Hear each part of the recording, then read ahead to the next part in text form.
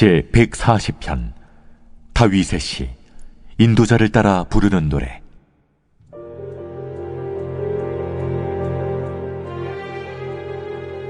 여호와여, 악인에게서 나를 건지시며 포악한 자에게서 나를 보존하소서.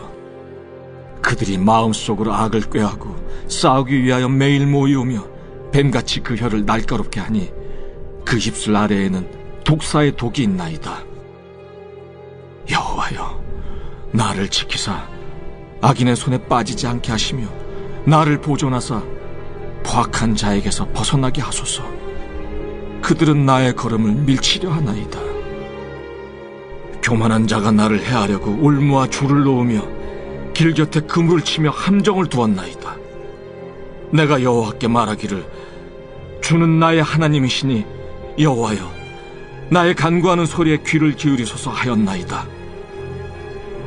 내 구원의 능력이신 주 여호와여, 전쟁의 날에 주께서 내 머리를 가려주셨나이다. 여호와여, 악인의 소원을 허락하지 마시며 그의 악한 꾀를 이루지 못하게 하소서. 그들이 스스로 높일까 하나이다. 나를 에워싸는 자들이 그들의 머리를 들 때 그들의 입술의 재난이 그들을 덮게 하소서. 뜨거운 숯불이 그들 위에 떨어지게 하시며 불 가운데와 깊은 웅덩이에 그들로 하여금 빠져 다시 일어나지 못하게 하소서.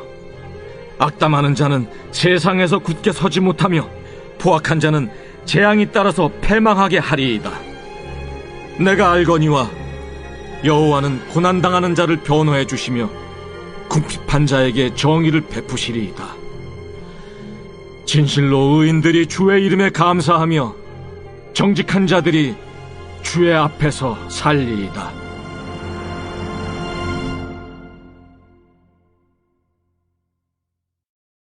오늘은 시편 140편의 말씀을 가지고 함께 은혜를 나누겠습니다. 본문 1절에서 다윗은 여호와여, 악인에게서 나를 건지시며 포악한 자에게서 나를 보존하소서라고 고백합니다. 여기서 악인과 포악한 자를 생각할 때 흔히 사울을 떠올리기 쉽습니다. 그러나 다윗의 대적이 사울만 있었던 것은 아닙니다. 성경에 다윗이 겪은 대표적인 어려움들이 기록되었고 그 대적들의 구체적인 이름이 기록되어 있는 것은 사실이지만 그렇다고 다윗의 어려움이 그것뿐이라고 생각해서는 안 됩니다. 우리의 인생만 봐도 그렇지 않습니까? 세월이 지나도 오래도록 기억되는 인생의 구비들이 분명히 있지만 그렇다고 그 이외의 시간들이 평안했던 것만은 분명히 아닙니다. 따지고 보면 매일매일이 험난한 삶이었고 또 위험들로 가득 차 있었습니다. 다윗도 마찬가지입니다.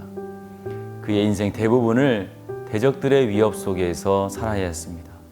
그 가운데 오늘 다윗은 중요한 인생의 교훈을 깨닫습니다. 날마다 계속되는 시험과 시련 속에서 하나님의 보호와 구원을 사모했다는 것이죠.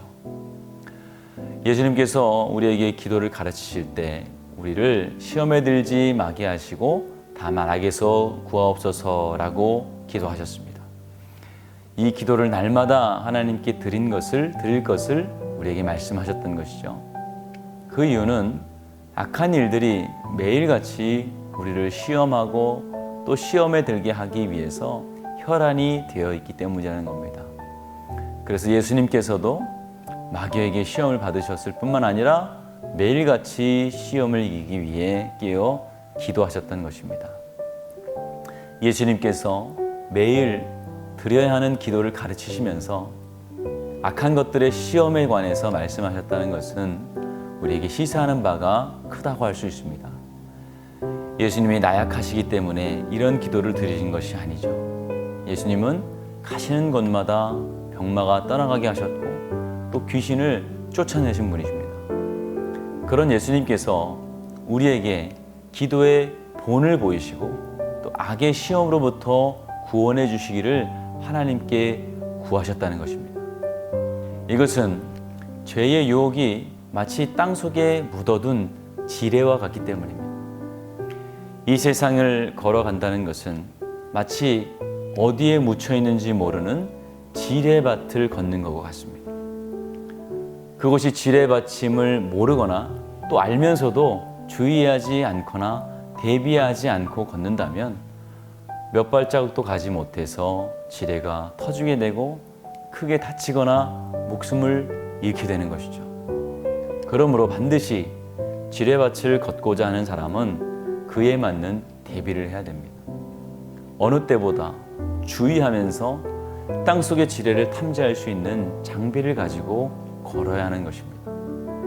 가다가 장비에서 소리가 나면 그곳에 표시를 해놓고 또 다른 길을 조심해서 걷는 걸음을 걸어야 합니다. 마찬가지로 예수님께서 죄를 이기실 수 있고 마귀의 유혹을 능히 이기실 수 있음에도 깨어 기도하시고 하나님의 도움을 구하셨던 것은 이것을 우리에게 알려주시기 위함인 것입니다. 우리가 내 자신을 너무 확신하지 말아야 하는 것입니다. 그것을 의지하든 또 신앙을 의지하든 결단이든 자신을 믿고 확신하는 순간 발밑에 지뢰를 우습게 생각하게 되고 발로 밟게 되는 것이죠. 그러나 지혜롭고 겸손한 사람은 마치 잔잔히 바다와 같이 아무 일도 일어나지 않을 때에도 하나님의 도우심을 구하는 것입니다. 본문 5절의 말씀과 같이 교만한 자들이 나를 해하려고 올무와 줄을 놓고 그물과 함정을 파 놓았다는 것을 우리가 예상하는 것이죠. 그리고 하나님이 먼저 걸어가신 발자국만 밟고 걸어가는 것입니다. 이것이 바로 동행입니다. 한 걸음 한 걸음 주 예수와 함께 걷는 것이죠. 뛸 수 있다고 해서 주님보다 앞서가다 보면 또다시 인생의 시험거리를 만났을 때 넘어지게 되는 것입니다. 그 누구도 지뢰를 설치하면서 우리 눈에 보이게 설치하는 사람은 이 세상에 없습니다. 올무와 줄과 그물과 함정 또한 마찬가지입니다. 오늘도 악한 마귀는 할 수만 있다면 믿는 우리도 미혹하려고 한다는 것을 우리가 잊어서는 안 됩니다. 한 나라의 왕으로서 군대를 거느리고 자신 또한 위대한 장수였던 다윗이 오늘 하나님께 겸손히 도우심을 구했다는 것을 우리가 기억하기 바랍니다. 주님께서 오늘도 다윗과 같이 겸손한 마음을 가지고 하나님의 도우심을 구하는 자들을 인도하시고 또 그들을 도와주실 것입니다. 오늘 사랑하는 성도 여러분, 우리의 삶을 주님께 겸손히 맡기시고 하나님의 인도하심을 따라 그분이 걸어가신 그 발자취만 따라가시는 저와 여러분들 되시기를 주님의 이름으로 축원을 드립니다. 기도하겠습니다. 귀하신 아버지 하나님, 오늘도 우리에게 걸어갈 길을 알려주시며 우리의 길을 인도하시는 하나님 감사합니다. 우리가 이 세상을 살아갈 때에 예상치 못한 일들을 만날 수도 있고 또 어려움을 만날 수도 있습니다. 그러나 주와 함께 동행하는 그 길은 그 어디나 하늘나라이며 또 기쁨의 길이 되는 줄 믿사오니 주님만을 의지하게 하시고 주의 발자취만 따라가는 믿음의 성도들 되게 하여 주시옵소서. 오늘도 우리의 성도들 가운데 주님께서 은혜를 베푸시며 세우신 교회를 주님께서 축복하실 줄 믿습니다. 우리 성도들 어디에 있든지 주님께서 보호하여 주시며 특별히 코로나 위협으로부터 안전하게 보호하여 주시며 확진자가 단 한 명도 나오지 않도록 도와주시옵소서. 그들의 삶과 생업이 어려움 당하지 않도록 주여 붙잡아 주시옵소서. 담임 목사님 사역 가운데 성령의 두루마기를 입혀주셔서 말씀을 전하시고 기도하실 때마다 그 말씀이 그대로 이루어지게 하여 주시며 또 기도하는 대로 이루어지는 귀한 역사가 있게 하여 주시옵소서. 하나님, 다음 세대를 위해 기도합니다.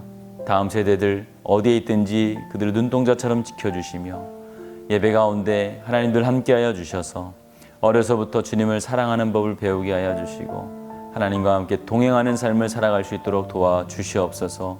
비록 가정에서 예배드리나 예배의 소중함을 알게 하시고 부모님과 함께 드리는 예배가 그들의 인생의 가장 큰 추억이 될 수 있도록 도와주시옵소서.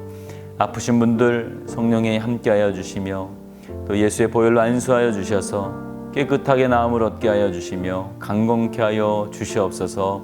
예수님의 이름으로 축복하며 기도하였습니다. 아멘.